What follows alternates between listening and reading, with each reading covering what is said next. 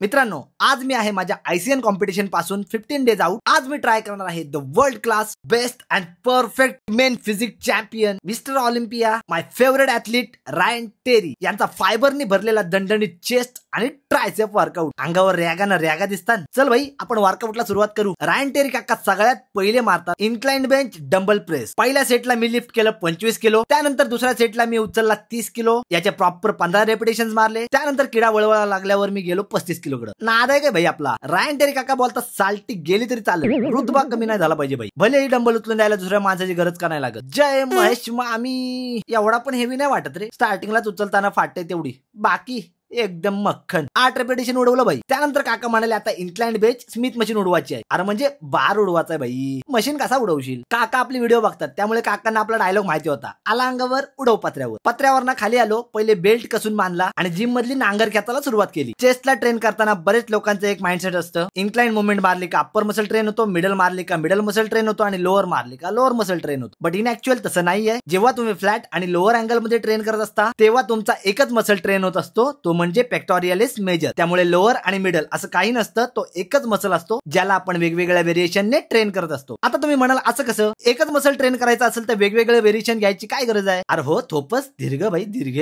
ते पण सांगतो घे. जेव्हा तू फ्लॅट मुवमेंट करत असतोस तेव्हा तुझा मेजर मसल ट्रेन होत असतो, पण याच फ्लॅट मुवमेंटला तुला एक्स्ट्रा पुश करण्यासाठी तुझा ट्रायसेप मसल पण काम करत असतो. आणि जेव्हा ट्रायसेप मसल थोडा वीक होतो तेव्हा शोल्डरची पण हेल्प घेण्यासाठी आपण सेम मुवमेंटला डिक्लाइन व्हेरिएशन मध्ये चेंज करतो. दमलो भाई, जाम झाले चेस्ट. चल ट्रायसेप मारू. पहिला व्हेरिएशन आहे under hand grip tricep extension. आज मच्छीची तुकडी शिजणार नाही भाई, सुजल चांगलीच. यो व्हेरिएशन मारताना एक गोष्ट लक्षात घ्या, मशीनच्या भरोशावर अजिबात राहू नका. मशीन पासून थोडं लांबच डिस्टन्स मेंटेन करा. बायोमेकॅनिक्स गेलं खड्ड्यात, पहिली सेफ्टी महत्वाची आहे. त्या दलिंदर वरचं लाल कलरचं चाक कधी डोक्यात येऊन आपटल न कधी 10-12 टाकं पडतील, तुम्हाला पण कळणार नाही. बाकी तुम्हाला ट्रायसेपला जास्त क्वीज करायचा असेल आणि जास्त रेंज ऑफ मोशन पण हवी असेल तर जो फॉर्म मी यूज करतोय तोच फॉर्म मेंटेन करायचा आहे. बाकी भाई तुमची बॉडी तुम्हाला अलाव नसेल करत तर उगाच खाजवायची गरज नाहीये. जसं जमतंय तसं करा. त्यानंतर last and the best overhead rope tricep extension. भाई तो पहिलाच व्हेरिएशन एवढा तगडा होता, यात माझा हात वर जायचं नावच घेत नाही. भेंडी किती ढकलाचा प्रयत्न केलाय, दलिंद्र वरच जाई नाही. बास बोललो, ट्रायसेप पण भरले आपलं. आज दोनच व्हेरिएशन मारले पण मजा आली भाई.